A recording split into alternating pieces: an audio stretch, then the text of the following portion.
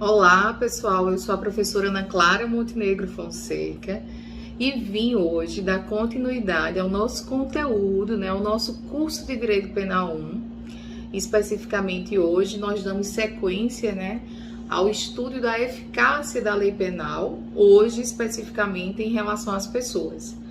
Então nós vimos a eficácia da lei penal em relação ao tempo, falamos do artigo 4º, da teoria da atividade, tempus regit actum, falamos aí da territorialidade do artigo 5º, da extraterritorialidade do artigo 7º, do lugar do crime no artigo 6º, ou seja, a lei penal no espaço.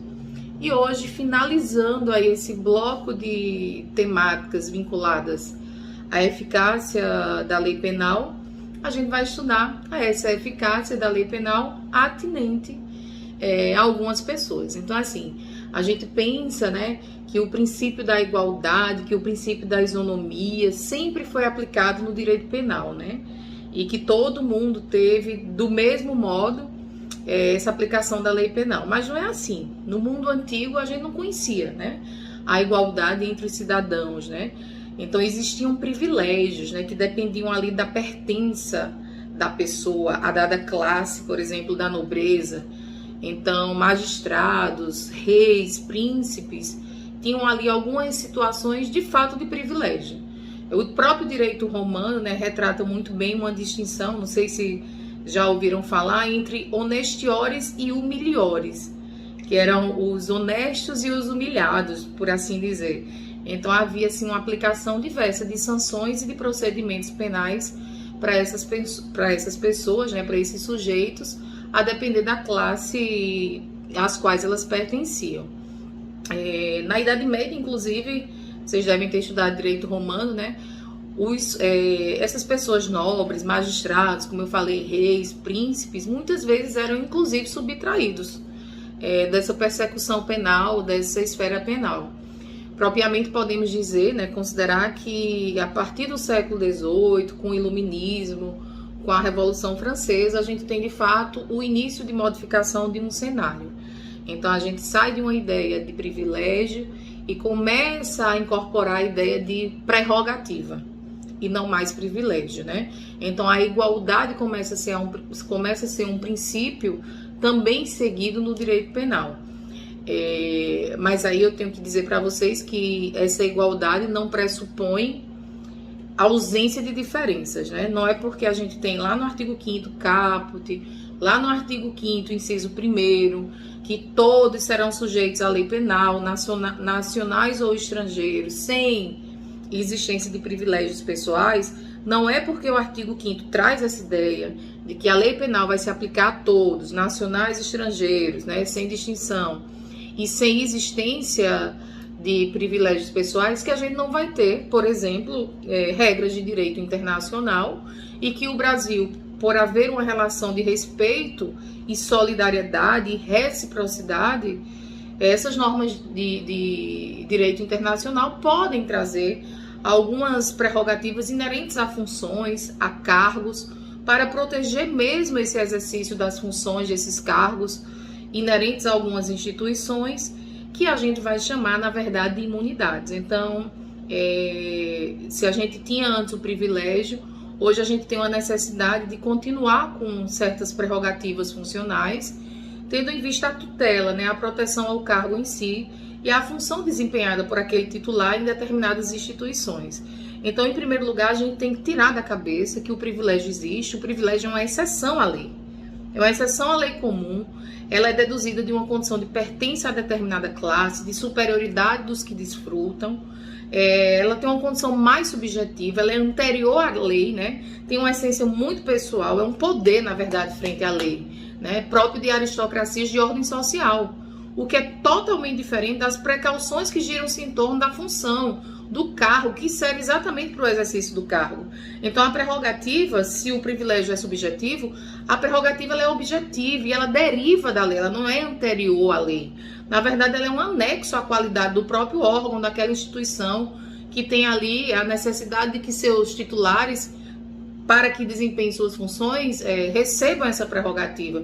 Na verdade, a prerrogativa essas precauções são um conduto, né, para que a lei seja cumprida, são vetores para que a lei seja cumprida de modo ordinário, de modo a contento, né, por assim dizer. Então, hoje a gente tem as possibilidades de prerrogativa que são próprias de aristocracias governamentais. Então, o Brasil não é diferente, o Brasil também traz a possibilidade dessas prerrogativas e a gente vai chamar isso no direito penal, na verdade, de imunidades, né? E se a gente aí for pensar nas imunidades, a gente tem imunidades diplomáticas, temos imunidades parlamentares, temos imunidades para membros do Ministério Público, para magistrados, enfim, temos várias. Mas vamos começar agora, a priori, estudando as imunidades diplomáticas. É lógico que nosso estudo é apenas uma observação, apesar de saber que vocês têm esse conhecimento, né? Nosso estudo ele é atinente ao direito penal. Então eu vou falar aqui alguns aspectos de direito penal, né? Para quem tiver mais curiosidade, deve pegar um livro de direito internacional e aprofundar o assunto em direito internacional. Mas no que tange ao direito penal, eu posso dizer para vocês que as imunidades diplomáticas se aplicam prioritariamente para 4 grandes grupos, tá? Então, o primeiro grande grupo, né, são chefes de governo ou chefes de Estado, estrangeiro e sua família. Então, o grupo número 1, chefes de Estado ou de governo estrangeiro, bem como sua família, tá? Também os membros que vêm na comitiva, na missão diplomática, que vêm ali, inscritos na missão diplomática. Segundo grupo, o próprio embaixador e a família. Terceiro, os funcionários do corpo diplomático, né? O corpo diplomático não é composto somente de um profissional que exerce a condição de embaixador, mas pode ter ali um contador, pode ter um tradutor, enfim, pode ter diversas pessoas ali, pessoas da área de economia, diversas pessoas que vêm nesse corpo diplomático. Então, quem vem inscrito na missão, quem vem junto com sua família nessa missão, vai receber a imunidade. E o último grupo, funcionários de organizações internacionais, como, por exemplo, a OMS, a ONU e seus familiares também, mas desde que em serviço dessas organizações. Então, as pessoas que estão em serviço, né, dessa missão diplomática, dessas organizações, que são funcionários ou familiares nacionais do país em que veio a missão, né, do qual veio a missão, essas pessoas gozam de imunidade penal. Professor, e o que é essa imunidade penal? É uma imunidade bem ampla, já adianto para vocês aqui. É uma imunidade que diz respeito em relação a qualquer crime. Então, qualquer crime cometido por essas pessoas no território nacional, por elas terem a prerrogativa de serem membros inerentes do corpo da missão diplomática e serem nacionais do país acreditante, né? Nós temos 2 tipos de estados, né? O estado acreditante e o estado acreditado. O estado acreditante é o estado de origem da missão. Vocês devem estar vendo isso em direito internacional. E o estado acreditado é o país para o qual a missão se destina, se dirige. Então, quem vem do país acreditado e tem a nacionalidade desse país acreditado e está inscrito na missão diplomática, ou seja, um familiar, um americano que vem casado com sua esposa americana para o Brasil e está lá em Recife, o embaixador e sua esposa. Ambos, se cometem qualquer crime, pode ser atinente à função ou fora da função, pode ser um homicídio, pode ser um estupro, não importa a natureza do crime, eles gozam dessa imunidade penal. Então, eles desfrutam dessas precauções e eles só vão poder receber sanção dos Estados Unidos. Ô Ana, mas eu me lembro que você falou na aula anterior que isso não significa que esse corpo diplomático não deve obediência à lei penal brasileira. É verdade, né? A gente está falando aqui de um tratado, de uma convenção, na verdade, a Convenção de Viena sobre Relações Diplomáticas, de 1961, que foi ratificada pelo Brasil pelo Decreto 56.435 em 65. E lá no artigo 31, a gente diz que o diplomata, né, goza dessa jurisdição penal do Estado acreditado, na verdade, goza da imunidade da jurisdição do Estado acreditado, ou seja, não responde no Estado acreditado, responde no Estado acreditante, mas isso não significa que ele não deve obediência às leis penais. Inclusive, pode haver ali uma contenção via polícia de um diplomata, de alguém do corpo diplomático, de alguém da missão diplomática que está tentando contra a nossa ordem.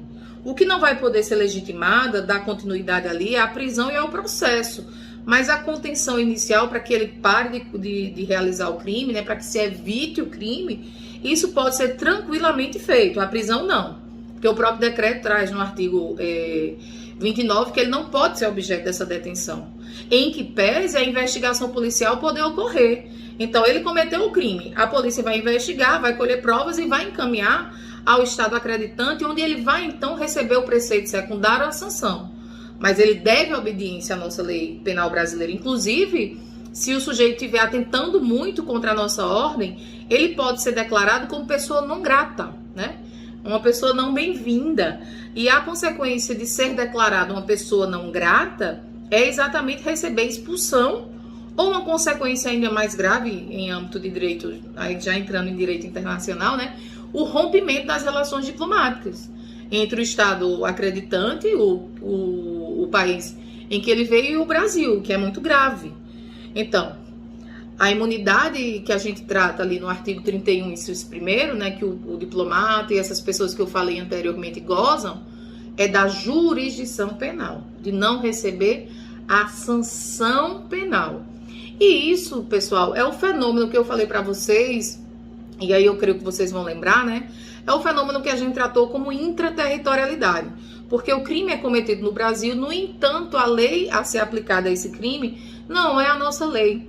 Essa é intraterritorialidade. O crime ocorre aqui, mas na verdade quem vai de fato tomar de conta dessa situação é a lei penal estrangeira. Isso não significa, evidentemente, eu sei que vocês sabem, mas só por precaução, isso não significa que o juiz paraibano vai pegar o código americano e vai aplicar na sua sentença. Claro que não, né? A gente vai ter ali medidas de contenção da polícia para se evitar um novo crime, se for o caso um flagrante, né? E tudo vai ser encaminhado para o país acreditante, para o país de onde veio aquela missão. É importante que vocês lembrem, apesar de não ser um assunto diretamente vinculado ao direito penal, que a casa, né, a residência particular, os documentos, as correspondências, os bens, as malas de toda essa missão diplomática, né, elas são invioláveis. As sedes diplomáticas são invioláveis, né? Ninguém pode entrar sem a autorização do chefe ali diplomático. Então, apesar de a gente poder ter uma prisão em flagrante, afora isso, dentro da sede, dentro da residência, apreender documentos, apreender mala, violar sigilos, isso não pode ser feito. Então, é uma imunidade bastante ampla. Aí vocês poderiam me perguntar, mas Ana, por quê? Porque pelo princípio da reciprocidade, isso é importantíssimo, né?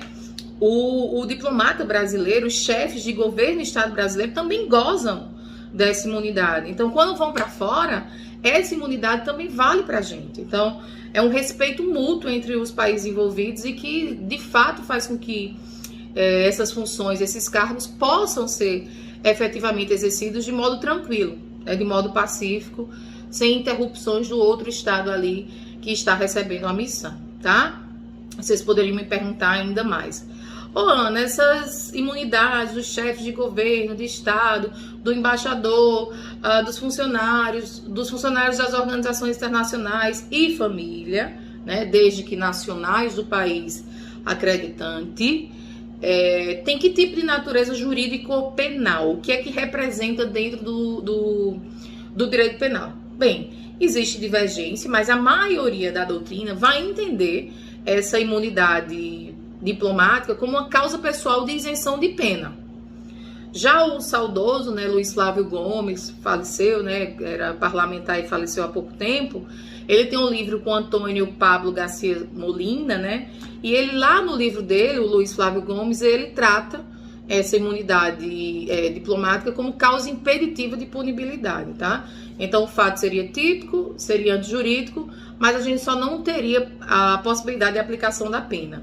Mas ressalto e repito, para a maioria da doutrina, trata-se efetivamente de uma causa pessoal de isenção de pena. Então não esqueçam disso, tá? Vocês poderiam me perguntar assim, ô Ana, no Brasil a gente tem uma certa equiparação. entre diplomatas e cônsules, né? E os cônsules. Então, essas imunidades são equiparadas às imunidades consulares, né? Aí eu falei para vocês. A gente tem a Convenção de Viena sobre relações diplomáticas de 61. E a gente tem uma convenção também, que é a Convenção de Viena sobre as relações consulares, que é de 63, tá? 1963, as consulares. 1961, as diplomáticas. Na Convenção de Viena sobre as relações consulares de 1963, no seu artigo 41, item 1, a gente tem a restrição dessas imunidades consulares.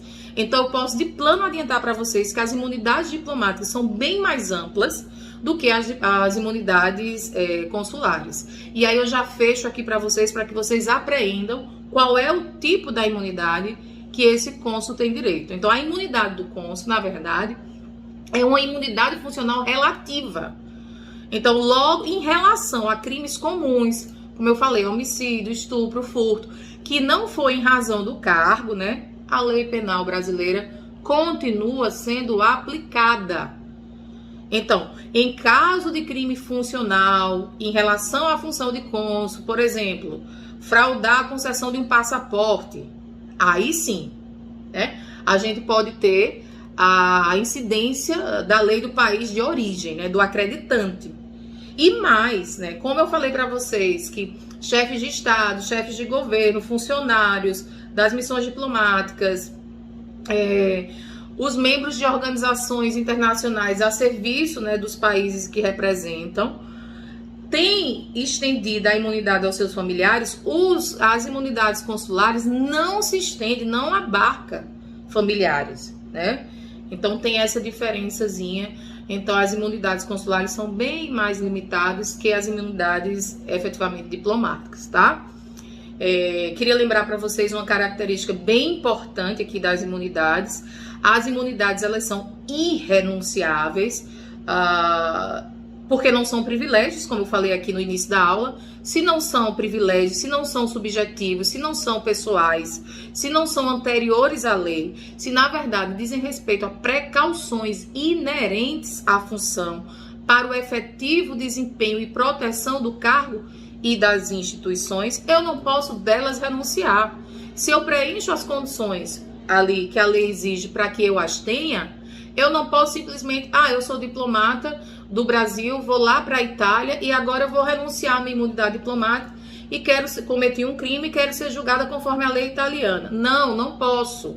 Agora, o que pode acontecer, e é totalmente diferente, é que o país de origem, segundo o artigo 32, item 1 e 2, lá do decreto, fala que, do decreto que eu falei para vocês, o decreto 5.435 de 65, diz que se o país acreditante, qual seja o país de origem, o país do qual veio a missão diplomática, se esse país acreditante de fato renunciar, ou melhor, retirar essa imunidade, aí sim, aí o diplomata, né, a família, o familiar, poderia então ser julgado no país acreditado, no país em que se encontra a missão diplomática. Então, trazendo aqui para um exemplo concreto, se, por exemplo, o embaixador dos Estados Unidos cometesse um crime em Recife, existe uma embaixada lá, então estou supondo que seja mais propício dele cometer o crime lá.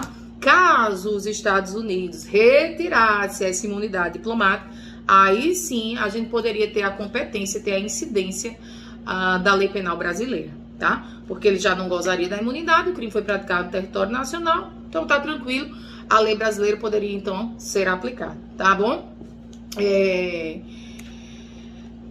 Imunidades não são tão somente imunidades parlamentares ou imunidades diplomáticas. Nós temos ao lado das imunidades diplomáticas também as imunidades parlamentares. E aí vocês, para estudar um pouquinho mais essas imunidades, vocês vão precisar da Constituição.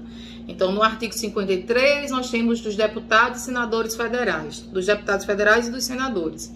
No artigo 29, dos deputados estaduais. No artigo 27 da Constituição, só falando aqui genericamente, nós teríamos as imunidades dos vereadores. Então, adiantando para vocês, nós temos possibilidade ainda de pessoas que desempenham um mandato político gozarem de certas imunidades. Agora, ao passo que, desculpem, as imunidades que eu falei anteriormente para vocês sejam bem amplas, né, em relação a qualquer crime, através do julgamento da ação, o STF julgou uma ação, não faz muito tempo, tá, que ele julgou essa ação, a ação 937, né, depois vocês deem uma lida, é importantíssimo que vocês leiam essa ação, porque essa ação modificou muito o foro por prerrogativa de função, né, então o STF na ação 937 fez algumas modificações que eu vou falar aqui para vocês. Então hoje nós temos 2 tipos de imunidades para os parlamentares, tá? Na verdade tem algumas especificações, mas vamos colocá-las em 2 grandes blocos. Ana, que blocos são esses? Primeiramente, a gente tem imunidades materiais, que a doutrina vai chamar imunidade parlamentar absoluta, substancial, material, real. Freedom of speech, né? Então, é a liberdade de palavras, de votos, de opiniões, de posicionamentos no exercício do cargo, né? Então, vejam só, a imunidade parlamentar, repito, absoluta, substancial, material, real, freedom of speech, né? Dá aos deputados federais e aos senadores a inviolabilidade, né, penal em relação a opiniões, palavras e votos. Se a gente for pensar assim na origem, né, professor Cláudio Brandão traz isso muito claramente no seu livro Curso de Direito Penal, né, parte geral. Ele diz que não é uma imunidade, inclusive, nova, não, é uma imunidade remota. Já existia na carta, né, inglesa, no Bill of Rights, né, do século XVII, que já garantia essa liberdade de posicionamento aí dos parlamentares, se a gente for pensar, sobretudo em relação ao período que se vivia ali, né, sobretudo em relação aos monarcas. Então existia, de fato, essa liberdade para que eles não fossem ali, não sofressem, né, interferências do monarca. Se vocês me perguntassem, Ana, essa imunidade em relação a palavras, votos, posicionamentos, significa o que para o direito penal? Qual é a natureza jurídica dessas imunidades, né? Quando eu falo natureza jurídico-penal, subentendam o que significa para o direito penal. Na doutrina, vocês vão encontrar aí uma loucura de controvérsia, né? Um diz uma coisa, diz outra. Mas o STF, no inquérito 2674, que foi relatado por Carlos Brito, inclusive, né, em 2010, isso, considerou a natureza jurídica da imunidade parlamentar como caso de atipia, ou seja, excludente de tipicidade. Então, o fato, na verdade, quando um parlamentar ele comete, por exemplo, um crime contra a honra, no exercício da função, lá no seu pronunciamento, lá no parlatório, etc., o fato seria, portanto, atípico, tá bom? Agora, vamos lembrar que existem limites, né? Não é uma imunidade material em todo local, em relação a qualquer coisa. Então, essa ação que eu falei para vocês, que eu estou pedindo para que vocês deem uma lida em casa, a ação 937, né, do STF, ela traz alguns limites. Ou seja, para que essa minha fala, essa minha palavra, esse meu voto, esse meu posicionamento não seja considerado, por exemplo, um crime contra a honra, é imprescindível que haja vínculo, pessoal, que haja conexão entre as palavras e opiniões que eu, enquanto parlamentar, pronuncio e a minha função de parlamentar. Quero dizer, eu devo estar defendendo, por exemplo, um projeto de lei e em discussão ali calorosa com um colega, eu falo algo que porventura é um crime contra a honra, mas eu estou no desempenho da minha função de parlamentar. Então, é imprescindível que haja essa conexão, esse vínculo do parlamentar e a função, tá? E digo mais, se ele estiver no parlamento, né, no Congresso Nacional, essa conexão, isso aí já foi julgado, tá? Jurisprudencialmente falando, essa conexão já é presumida. Agora, quando ele não está nas dependências do parlamento, do Congresso Nacional, aí sim, aí nós temos que comprovar que aquela fala, que aquela opinião ali emitida, pronunciada, tem de fato uma conexão com o exercício do cargo. Então, recapitulando a ideia, se eu, enquanto parlamentar, pronuncio algo atinente ao meu cargo dentro do parlamento, eu nem preciso de fato comprovar a existência do vínculo. Estou dentro do parlamento, exercendo minha função, então eu fico liberada aí, por exemplo, dos crimes contra a honra. Agora, se esse meu pronunciamento ocorre fora dessa casa legislativa, né, das dependências da casa legislativa, aí sim é necessário comprovar, como eu falei, existem limites, comprovar esse vínculo, né, essa conexão que o parlamentar, que a fala do parlamentar tem em relação à função que ele exerce, tá? Também para a maioria da doutrina, essas imunidades do parlamentar são irrenunciáveis, né?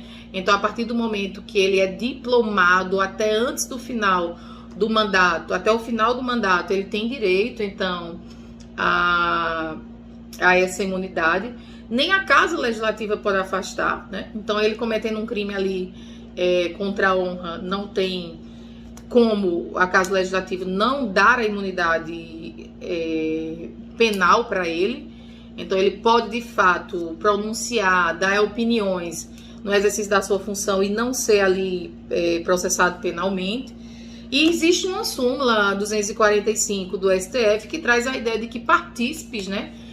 Se eu sou autor, eu sou a parlamentar, mas um terceiro que não é parlamentar me auxilia na prática de um crime, por exemplo, contra a honra, né? Se eu estou exercendo essa imunidade absoluta, substancial, material, que diz respeito a palavras, opiniões e votos, e especificamente essa, não as formais, não estou falando ainda de imunidades formais, a prisão, que a gente vai falar logo em seguida.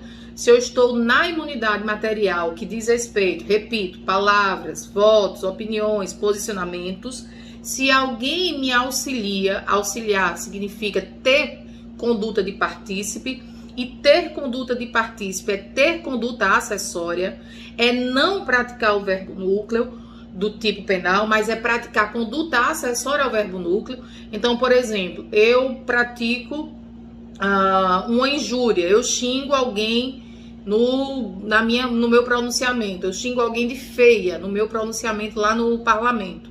E alguém que tinha me dito, tinha me induzido, tinha criado a ideia em mim para que eu chamasse esse outro alguém de feia. Isso dando um exemplo bem banal aqui para que vocês compreendam. Esse terceiro que me induziu foi partícipe. Se a conduta principal, a minha, não vai ser típica, pela ideia da teoria chamada teoria da acessoriedade limitada, a conduta do partícipe só pode ser punida se a principal for típica e antijurídica. Se a minha conduta principal não é típica, falta um requisito para que a conduta do partícipe seja punido. Quer dizer, para que eu tenha um comparsa, um partícipe sendo punido, a conduta do autor do delito deve ser pelo menos típica e antijurídica. Se não for típica e antijurídica, os partícipes não podem ser punidos. Então, se a conduta principal não vai ser punida, porque não é típica, a conduta do partícipe, pela teoria da acessorialidade limitada, também não pode ser aí punida, tá bom? Ao lado dessas imunidades absolutas, substanciais, real, ou outra classificação que você prefira, né?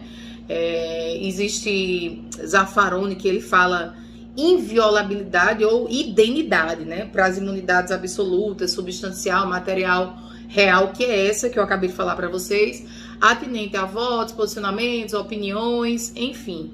Zaffaroni, só para lembrar, ele chama isso de idenidade, né? Existem as chamadas imunidades relativas. Aí é necessário que a gente detalhe um pouquinho o artigo 53 e os parágrafos do artigo 53. Então, no artigo 53, quem tiver com a Constituição, por gentileza, abra a Constituição, pegue agora a sua Constituição, abra no artigo 53 e do parágrafo 1º até o artigo 8º, nós temos as chamadas imunidades formais.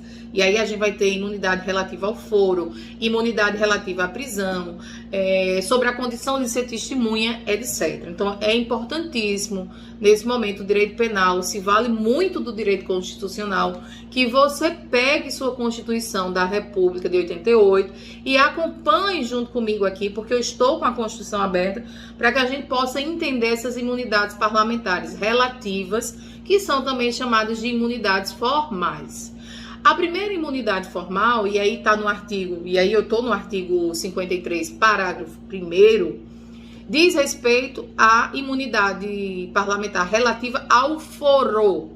Então é o seguinte, essa imunidade relativa ao foro inicia-se a partir da diplomação. Cuidado, cuidado. Muitas provas de concurso trazem a seguinte ideia, que a imunidade relativa ao foro inicia-se com a posse. Mentira! Falácia. Então, atenção. A imunidade parlamentar relativa ao foro inicia-se com a diplomação e vai até o fim do mandato, tá? Agora, Ana, diz respeito a quê? Vamos lá. Essa imunidade atinente ao foro, e aí a jurisdição é do STF, já adianto, né? Ou seja, o STF vai ter a possibilidade de julgar os deputados federais e os senadores.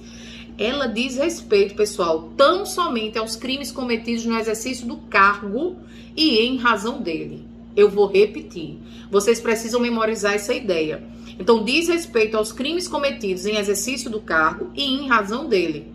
Então, eu cometo o crime no exercício do cargo e em razão do cargo, tá? Então, evita-se com isso, quando eu falo que diz respeito somente à função, que parlamentares, por exemplo, tenham crimes outros levados à competência do STF. Então, o STF pode julgar agora também a partir da diplomação até o final do mandato, né? Aí vai continuar mesmo que tenha encerrado o mandato, né? Porque aí seria muito bom para o parlamentar que quando se acabasse, encerrasse o mandato, ele fosse novamente julgado, voltasse para a primeira instância para ele ser julgado. Seria uma colher de chá maravilhosa, né? Porque os processos penais podem durar aí horrores de tempo e seria um gasto processual, um gasto para a justiça penal, para a justiça criminal muito grande, né? Então é o seguinte, a partir da diplomação, né? O STF, caso já tenha feito a instrução processual, né? Com a intimação das partes, para a apresentação das alegações finais, até antes da extinção do mandato, o STF continua ali sendo competente. Já a imunidade parlamentar relativa à prisão, que seria freedom of arrest, né, seria exatamente a impossibilidade de coercitibilidade, né, de coercibilidade pessoal do congressista. Então, se vocês estiverem aí, como eu estou, com o artigo 53, parágrafo 2º da Constituição, ele diz, desde da expedição do diploma, esses membros do Congresso não podem ser presos. Aí tem uma ressalva. E essa ressalva, minha gente, quem tiver aí com a Constituição, grifa. Salvo em flagrante de crime inafiançável. Professora, me dê um exemplo aí de crime inafiançável? Racismo. Professora, me dê outro exemplo aí de crime inafiançável? Os crimes hediondos. Professora, me dê outro exemplo? Tráfico de drogas, né? Então, a gente pode ter aí o racismo, o tráfico, os crimes hediondos. Nesses casos, os autos, quando o sujeito pratica esses crimes, né, inafiançáveis, em que o parlamentar pode ser preso, só nesses casos de flagrante por tais crimes, né, os autos devem ser remetidos. Vejam como a situação é séria, né? Então, quando o sujeito é pego em flagrante por exemplo, racismo, os autos da questão da prisão devem ser remetidos no prazo de 24 horas à casa respectiva, né? A casa que ele faz parte. Então, se for um deputado, à Câmara. Se for um senador, ao Senado. Para que o próprio... para que a própria casa, né, decida, votando por maioria de seus membros aí, sobre a prisão. Então, vejam como tem todo um cuidado, uma garantia, uma proteção para que o exercício do parlamentar aí continue sendo desempenhado sem óbices que ocorreriam para um sujeito normal, tá? A garantia, lembro a vocês, né, recai sobre prisão provisória, mas em relação a medidas cautelares, aquelas dispostas ali, por exemplo, tornozeleira, que estão lá no artigo 319 do Código de Processo Penal, e aí eu peço que vocês deem uma lida nisso. Já houve decisão do STF que, na verdade, pode existir a imposição dessas medidas cautelares, ou seja, a prisão não, mas outras medidas cautelares podem. Agora, lógico, desde que seja deliberado pelo próprio Poder Legislativo, tá? já foi cobrado em prova no âmbito penal a respeito da prisão provisória do devedor de alimentos, né? Então, vocês sabem que aí a ausência de pagamento de alimentos, de pensão alimentícia, né, pode gerar a famosa prisão civil, exatamente do devedor de alimentos. Aí é o seguinte, existe controvérsia, certo, na doutrina, e para alguns parece razoável se manter, né, preservando essa imunidade, mas o que a gente tem entendido modernamente é o seguinte: a gente tem que fazer uma distinção, e essa distinção é bem importante para que, de fato, a gente possa ter a imunidade ou não, né? Modernamente, os teóricos têm entendido nesse sentido, né? Alimentos definitivos, ou seja, já foram julgados por sentença, já tem uma sentença definindo o que deve ser pago efetivamente, né? Se eu já tenho uma sentença definida, parece, né, razoável permanecer a imunidade se esses alimentos forem provisórios. Agora, se a gente de fato já tem essa sentença definindo esses alimentos ali, né, o próprio Gilmar Mendes é favorável, né, e sem fazer distinção, à manutenção dessa imunidade. E Bullos, né, aduz que é possível tal prisão, ele já é contrário à aplicação da imunidade, então ele já permite a prisão. Particularmente eu entendo, e particularmente é redundante, né? Eu entendo que é importante, de fato, a gente distinguir. Se de fato a gente tem alimentos definitivos, não tem por que ter mais imunidade. Porque a imunidade relativa à prisão, ela é uma imunidade em relação a prisões provisórias, né? Agora, se de fato eu tenho alimentos provisórios, ainda não é mediante sentença definitiva, aí a prisão também seria provisória. Porque não é uma decisão que de fato estabelece a pensão alimentícia e que a ausência de pagamento geraria prisão civil. Então, eu quero dizer, se existe uma prisão, um alimento definitivo já decidido, a imunidade não faz sentido. Agora, se ainda estou na discussão desses alimentos e a gente tem uma decisão provisória acerca desses alimentos, me parece que é razoável permanecer com a imunidade. Mas eu repito, né, para Gilmar Mendes, ele é favorável de todo modo à manutenção dessa imunidade. E o Diade Bullos, que é um outro teórico, um outro dogmático penal, né, ele aduz, na verdade, que como se trata de uma prisão civil, não é de natureza penal, não cabe se falar propriamente em imunidade. Lembro para vocês, só para a gente fechar, essa possibilidade de imunidade à prisão diz respeito aos crimes, exceto os crimes, na verdade, a prisão em flagrante por crimes imprescritíveis. Aí, só para não deixar de fazer um parênteses aqui necessário, né, tendo em vista que eu sou uma professora de direito penal, muita gente confunde, e é natural que vocês não tenham esse conhecimento, porque vocês são alunos de Penal 1, então é importante que eu faça esse parênteses aqui, vou abrir um pouquinho, mas é rápido, para que vocês diferenciem, já que eu falei que racismo, crimes hediondos, tráfico de drogas são crimes imprescritíveis e, portanto, esse parlamentar poderia ser preso em flagrante delito, seria a exceção pela qual ele pode ser preso, né? É importante que eu diferencie aqui para vocês a chamada injúria qualificada, ou a injúria racial, ou a injúria qualificada pelo preconceito, que está lá no artigo 140, parágrafo 3º do próprio Código Penal, do crime de racismo, né? Que é uma lei especial, que é a Lei 7.716 de 89, então é uma lei espaço, uma lei apartada do Código Penal. A dica que eu dou aqui para vocês é o seguinte: quando se pensa em racismo, ou seja, estou falando da Lei 7.716, racismo, imagine a palavra segregação. Então o sujeito vai impedir que alguém entre em algum ambiente, vai afastar aquela pessoa de determinado ambiente, vai proibir que participe de determinada situação, tendo em vista o quê? A raça, a cor, etc. Ana, segregação é a dica para o racismo. E qual é a dica para a injúria? A injúria é uma qualidade negativa que vai ser imputada ali, que vai ser atribuída ali a outrem, em razão de cor, etnia, religião, origem, etc. Mas eu não busco segregação. Então, o racismo é mais grave. Você xinga, você atribui negativamente a condição da raça, por exemplo, para segregar. E na injúria qualificada ou na injúria racial qualificada pelo preconceito, não. A qualidade é tão somente negativa, atinge tão somente a honra, mas não busca segregar.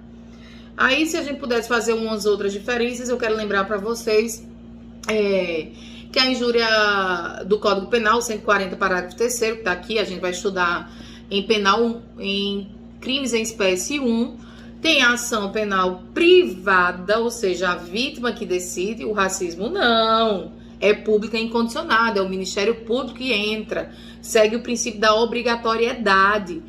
A injúria pelo preconceito é prescritível, o racismo não.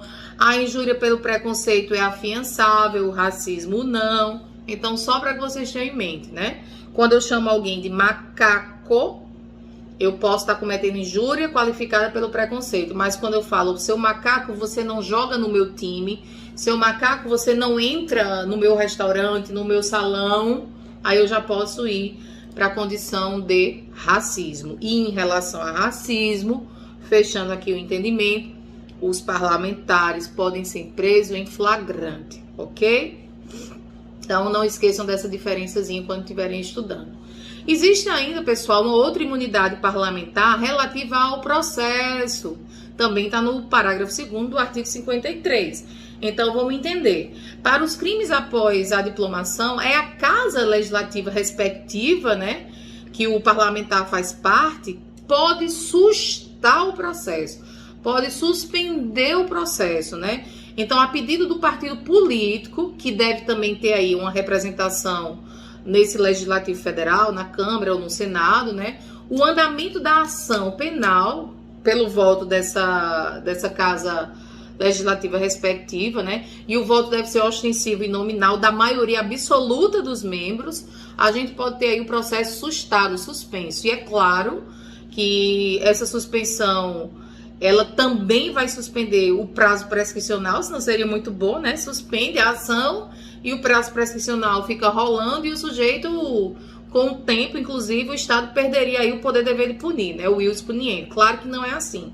Então, suspender o processo, tendo em vista esse voto ostensivo, nominal, da maioria dos membros da Casa Absoluta, né? A pedido do partido político com representação do Legislativo Federal, é claro que suspende também o prazo prescricional, tá? Essa suspensão, é interessante observar que existe um prazo, né? Ela deve ser apresentada em 45 dias e ela vai até que dure o mandato. Então, depois que acabou o mandato, aí a ação, ela deve seguir, não pode ficar suspensa, tá bom? E, por último, aqui a gente ainda poderia falar de uma imunidade parlamentar relativa à condição de ser testemunha, né? Então, há duas situações específicas, via de exceção, que os parlamentares não estariam aí obrigados a testemunhar, por assim dizer. Então, no artigo 56, aí a gente sai do 53 e entra no 56, peço que abram o artigo 56, parágrafo 6º da Constituição da República. A gente tem duas situações. Situações A, isso aí tá no artigo, tá? Não seriam obrigados a testemunhar sobre, primeira situação, informações recebidas ou prestadas em razão do exercício do mandato, e situação B, sobre pessoas que lhes confiaram ou deles receberam informações, tá bom? Então não esqueçam dessas duas situações, informações recebidas, prestadas no exercício do mandato, ou sobre pessoas que confiaram, praticamente repete, né, a ideia, mas na hipótese A eu falo sobre informação, na hipótese B eu falo sobre a pessoa em si, que lhe confiaram ou dessas pessoas receberam informações, tá bom? Só para acrescentar, e aí não é mais penal, já é processo penal, vocês vão ver com o professor ou professora de processo penal, provavelmente a professora Dani. Então, lá no artigo 221 do Código de Processo Penal, os deputados e senadores poderiam aí ajustar a hora, data, local dessa prerrogativa, né? Onde eles gostariam de prestar esse testemunho. Lembrando que essa imunidade é para quando eles se encontram como testemunha. Testemunha não é acusado, testemunha não é investigado. Então, se eu sou uma parlamentar e testemunha, eu tenho essas referidas imunidades. Mas se eu sou acusado e investigado, eu tenho as anteriores. Mas essa aqui é para condição de testemunha, tá bom? Algumas provas já trouxeram a seguinte questão: se essas imunidades subsistem durante o estado de sítio, tá? E elas subsistem sim, só são suspensas se de fato houver a decisão da respectiva Casa Legislativa, com aquele voto da maioria absoluta, né, que seria 2/3. E também já houve provas que se questionava em havendo licenciamento do parlamentar, né, para exercício de um outro cargo. Quando eu saio, vamos supor, eu sou chamada para ser ministra, né, ministra de não sei o quê. Eu perco a imunidade parlamentar. Vamos lá, vou explicar isso bem direitinho.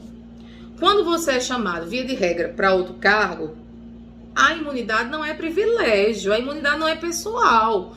A imunidade é atinente ao cargo, é atinente à função. Então é óbvio que se você sai de um cargo e vai para outro, você não tem mais aquela imunidade.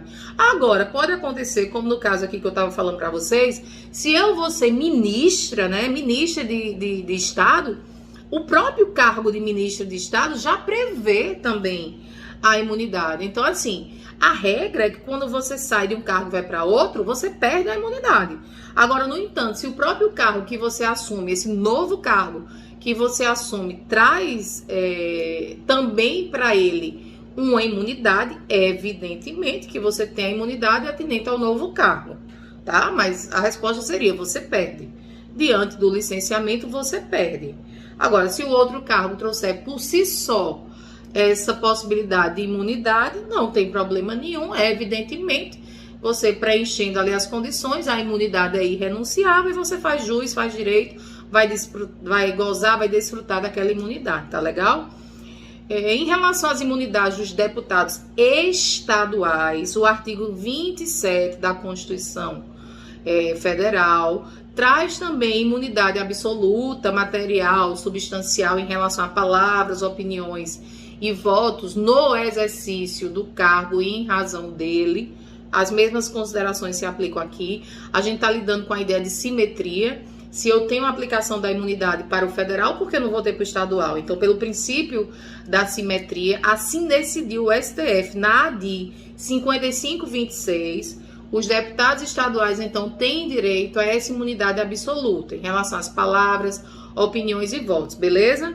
E em relação a essas imunidades relativas que eu acabei de falar, né? Prisão, processo de ser suspenso, prisão de só ser preso em flagrante, as mesmas coisas se aplicam. Eu só quero lembrar para vocês que o foro para julgar os crimes dos deputados federais e dos senadores é o STF. Agora, lógico, e aí eu sei que vocês sabem, mas é só pra gente, de fato, organizar a matéria, né?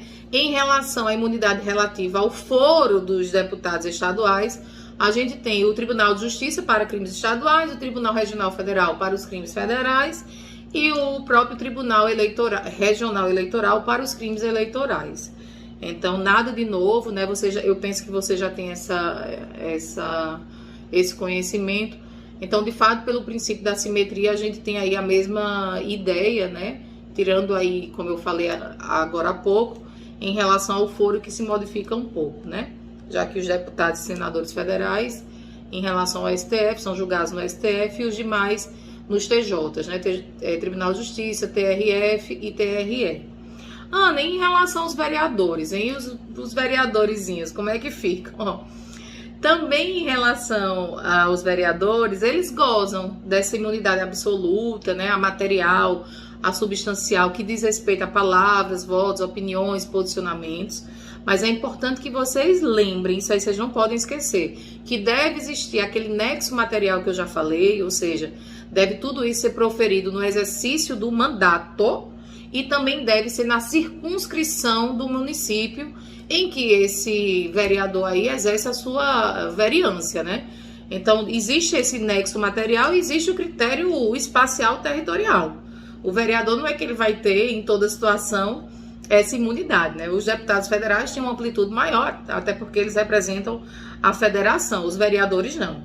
Então, além de ter que existir aquele nexo em relação ao que ele fala com o mandato, deve existir ainda o critério espacial, ou seja, na circunscrição em que ele exerce a vereância, né, o mandato de vereador, aí cabe, vale, e isso está previsto no artigo 29, inciso 8º da Constituição. Peço que vocês leiam, mas em resumo é isso que o artigo 29, inciso 8º traz pra gente, tá bom? Em relação à imunidade relativa formal, né? Não existe, eles podem ser submetidos a um processo penal sem prévia licença da Câmara dos Vereadores, a que pertence, não tem aquela história de maioria absoluta dos votos, tá? Agora o seguinte, existe um detalhe, né? Pode haver uma prerrogativa de foro instituída pela própria Constituição Estadual, e isso ocorre, já de antemão aviso aqui para vocês, que isso ocorre com a Constituição do Rio de Janeiro e de Pernambuco. Como assim, Ana? Pode existir uma regra que determina que a prerrogativa de foro, ou seja, o julgamento do vereador vai ser em determinado tribunal. Agora, para que ele seja julgado pelo tribunal e não pelo juiz ali monocrático, deve vir essa previsão na Constituição Estadual. E, de fato, a Constituição do Rio de Janeiro e do Estado do Piauí prevê essa regra. Então, em outros termos, ele seria julgado pelo órgão pelo tribunal, né? E não pelo órgão de primeiro grau. Ana, vamos resumir essa ideia do vereador. Qual é a prerrogativa de foro? Não, ele é julgado normalmente, tá? Primeiro grau. Excepcionalmente, se a Constituição Estadual prevê essa prerrogativa de foro, ele poderia, então, ser julgado pelo tribunal. Tá legal? Ana, já que você está falando de imunidades, vamos falar dos governadores? Aí vamos abrir o artigo 105, inciso 1º da Constituição Federal, a linha A, que diz o seguinte, compete ao Superior Tribunal de Justiça, ao STJ, processar os governadores, julgar os governadores originariamente nos crimes comuns. Deve-se observar a concomitância temporal, ou seja, o exercício do mandato e a prática do crime deve estar no exercício do mandato, né, para que ele tenha essa prerrogativa, e também deve ser observado, lógico, a pertinência temática entre a prática do delito e o exercício do mandato. Nada diferente do que a gente está falando, pessoal. O que eu pratico deve ter a ver com o exercício do mandato, tá? Ana, e para a gente finalizar aqui, praticamente finalizar, em relação aos membros do Ministério Público, eu que vou fazer prova para o MP, quero ser ou promotora, ou no âmbito federal, procuradora, eu quero ser magistrada estadual ou magistrada federal. Como é que fica a situação dos magistrados, tendo em vista a ação 937, que disse que, na verdade, a competência especial, né, do STF seria apenas para crimes funcionais, né? Como é que fica essa situação? Então, vamos lá. Se a ação 937 restringiu o foro que eu falei para vocês dos parlamentares para crimes praticados durante o mandato, requisito temporal, e em razão do mandato, requisito material, e nos crimes comuns eles seriam julgados em primeira instância, seja estadual ou federal, como é que ficam agora os magistrados, os promotores, os procuradores, os juízes federais? Será que vai haver essa divisão? Ou seja, o STF julgando os crimes vinculados em razão do exercício do mandato, no caso o juiz não é mandato, mas é função, cargo, né? E vai ter a divisão dos crimes comuns, né? Claro que não, gente. É incompatível com a estrutura do judiciário e com a estrutura do parquê do órgão ministerial.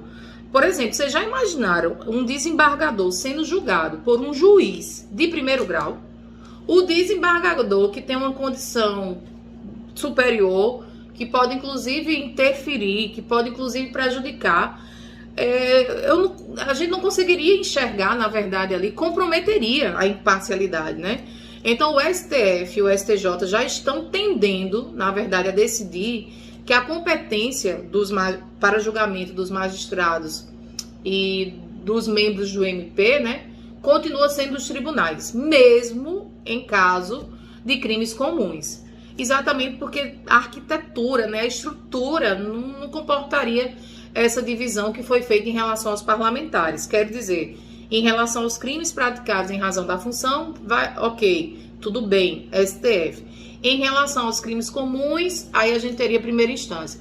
Essa divisão compete às imunidades dos parlamentares. Aqui volto, repito, insisto e alerto.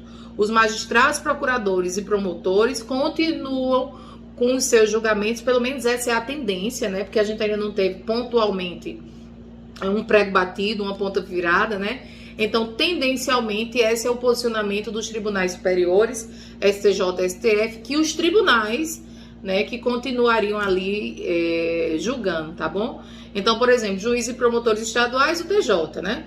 E para juízes e procuradores, no caso federais, a gente teria os TRFs, né? Que julgariam a decisão. Bem, pessoal, esse foi o nosso conteúdo de eficácia da lei penal em relação às pessoas. Eu espero que vocês acompanhem a aula através dos slides, espero que vocês anotem as dúvidas, que vocês destrinchem o Código Penal e, nesse caso especificamente, a Constituição Federal da República, mormente o artigo 53, 27 e 29, né? 53, 29 e 27, deputados e senadores federais, deputados estaduais e vereadores, e possam anotar aí as dúvidas para que na aula que vem a gente possa sanar ou aí tentar ainda completar alguma lacuna que tenha restado, tá bom? Muito obrigada pela atenção e até o próximo encontro.